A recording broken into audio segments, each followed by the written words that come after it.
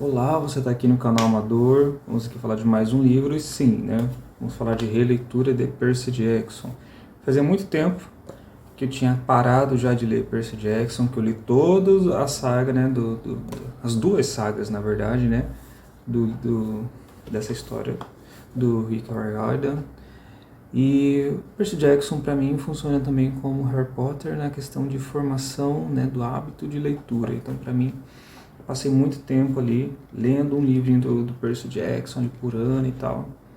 E cheguei até onde até hoje. Agora, finalmente, né, decidi pegar para reler depois de muito tempo. Tava aqui, saber qual livro eu estava lendo. Tô ali dentro de umas leituras um pouco mais entruncadas.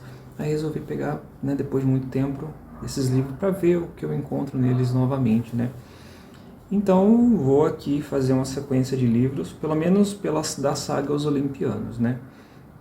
Essa segunda saga do Percy ainda não vou pensar direitinho. Bom, vamos falar aqui um pouquinho do Ladrão de Raios, né? Do que eu encontro aqui nessa história. Eu acho que assim, que a essa altura do campeonato, todo mundo já saiba do que se trata esse livro, né?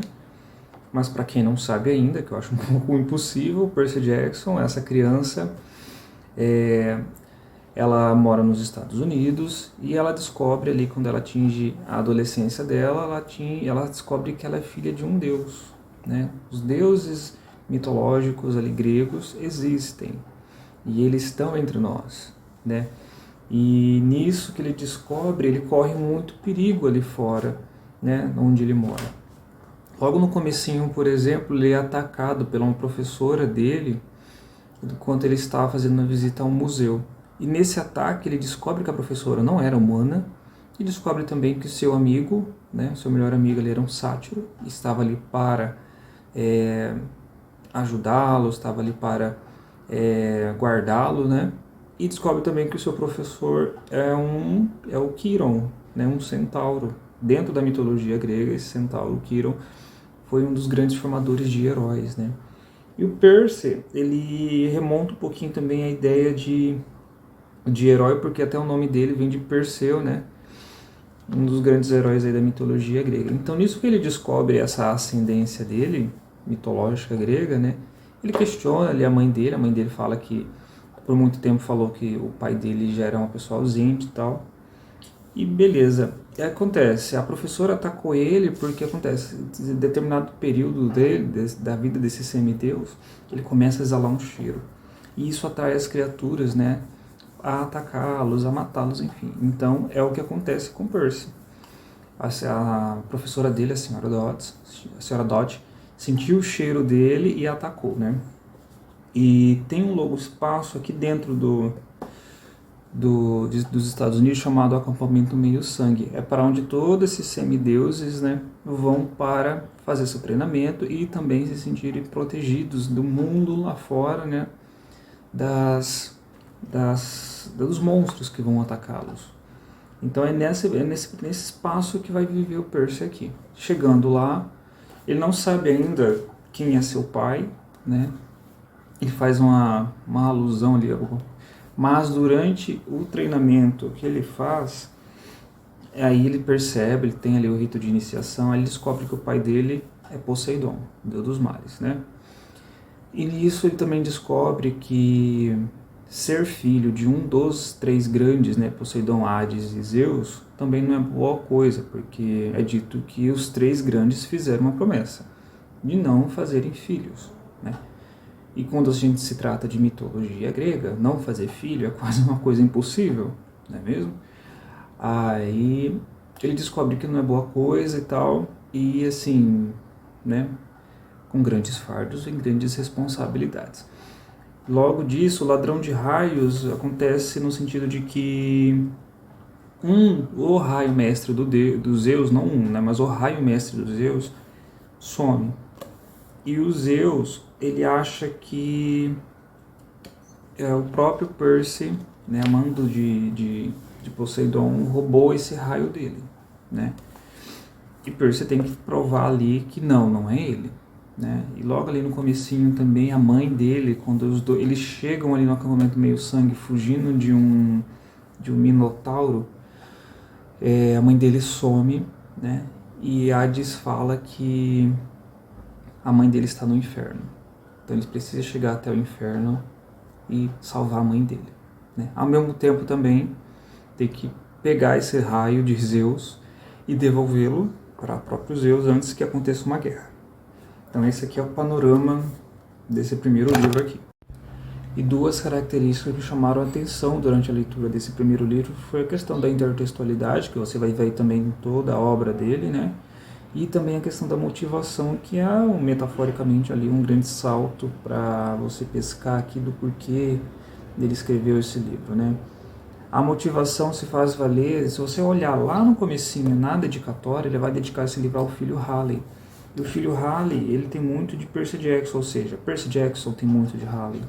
Porque o Percy Jackson é uma personagem, uma criança disléxica, que tem aspecto do lado TDAH, e o Halley, o filho dele, também possui isso. Então ele buscou, dentro desse contexto, trazer para o filho dele histórias da literatura clássica, mas carregadas ali de um verniz contemporâneo, colocando esses deuses mitológicos dentro de lugares e espaços ali em que o filho dele conhecia, né? Olha, o Monte Olimpo é o prédio lá, um Parent State. Você pode ver outras figuras mitológicas passeando largamente ali pelos Estados Unidos afora, né? Então, de certa maneira, isso funciona também para o ensino, né? E a aproximação com a literatura clássica. Você vê grandes textos ali da literatura com certa resistência para serem lidos por jovens leitores, né? Não que ninguém lê, mas tem aquelas pessoas que sempre leem. Mas você olhar para esses textos aqui, por exemplo, Percy Jackson, você pode olhar como uma porta de entrada, por que não? Isso aqui ele vai ali riscar a superfície desses textos mitológicos.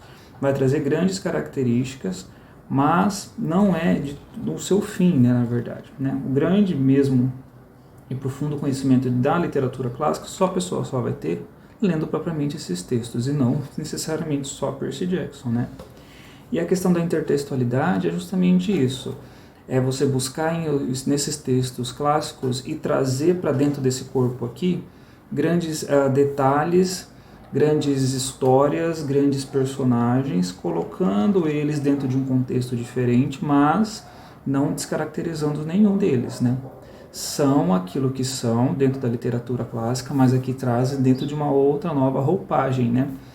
É quase que um mashup que ele faz aí de ideias. E essa característica é bem interessante. Uma coisa também que é legal de se ver, por exemplo, na história da teogonia, né, você vê ali a criação do mundo pela mitologia grega, através de relações entre titãs, as relações entre os deuses, e dessas relações surgem novos titãs, dessas relações surgem novos deuses, e vira essa cadeia grande de deuses aí e de titãs, né, essa grande família. E aqui também é remontado dessa maneira. Esses filhos de semideuses também não conhecem seus pais, né? Não conhecem suas mães, no caso da própria Annabeth, que é a filha da Atena, não tem essa relação próxima com seus pais, né?